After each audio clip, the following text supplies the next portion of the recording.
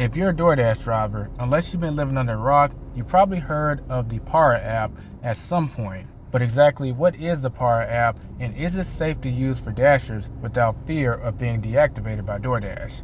Well, that's what we're going to talk about in this video. Hello everyone, this is Elijah with the Rideshare Guy, and in this video we're going to be talking about the Para app, how exactly it's helping Dashers, and more importantly, can you get deactivated for actually using this app? For those of y'all that don't know, the Para app is an app that you can use to make your DoorDash runs go a little more smoothly via features. But for the sake of this video, we are just going to focus on one particular feature, which revolves around tipping. Many Dashers love this app because this app has a way of revealing information that you wouldn't have otherwise if you weren't using it. That information being the ability to see the full tip amount before you accept the delivery on DoorDash. To illustrate this point, we got to first distinguish exactly what information do you see on the DoorDash accept screen starting out without the app. As you see on the screen here, this is an example of a DoorDash delivery which you have an option to take.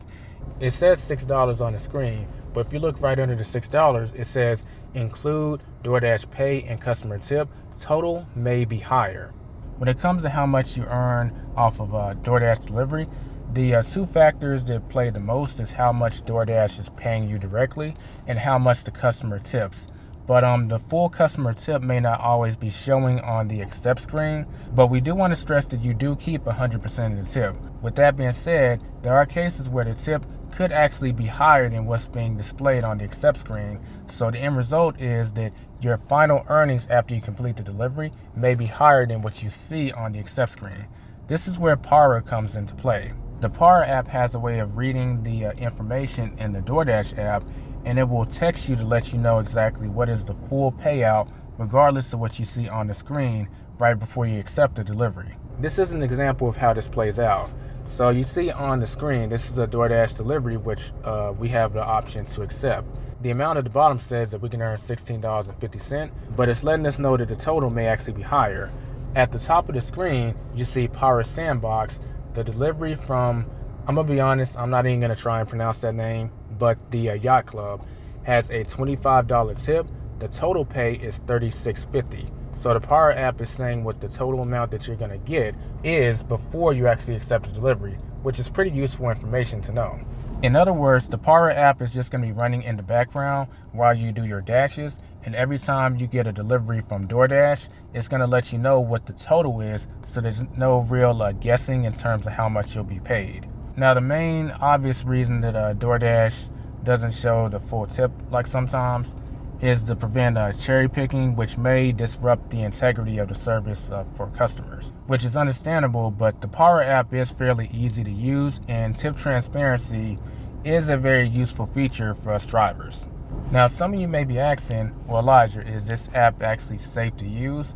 Could using this app potentially get me deactivated from DoorDash? Well, we haven't actually heard of any Dasher being deactivated for using Para. They do make it pretty clear in their terms of service that there is an ambiguous cloud that kind of hovers around people's head in terms of using the app, because there is a risk of you getting deactivated based on what Para has said about DoorDash's terms of service, based on how the Para app actually gets the information to show you the tip amount. A good example of this is explained by the moderators in the Reddit group. Quote, Para's privacy policy is a bit problematic and definitely confirms that it would violate DoorDash's terms of service. It records enough data of trips that you're on and your ratings, etc., which would be a violation. Also, Para needs your login information, thereby giving them the ability to change your email address and your banking information. DoorDash's terms of service says that you can't share internal data like that except for private use, non-commercial. Now, if you want to read DoorDash's terms of service and Para's terms of service, we will leave links in the description so you can see for yourself. This controversy has also been addressed by YouTuber Tanner Markley, the truth about getting deactivated using the Para app. The following screenshot is taken from the Para website and the app in the FAQ section, where they directly state the question, can you be deactivated for using this tool? Their response to this question is, quote, we try to be very upfront and tell everybody that using this tool is in clear violation of DoorDash's terms of service, and anything in violation of their terms of service can be the grounds for deactivation.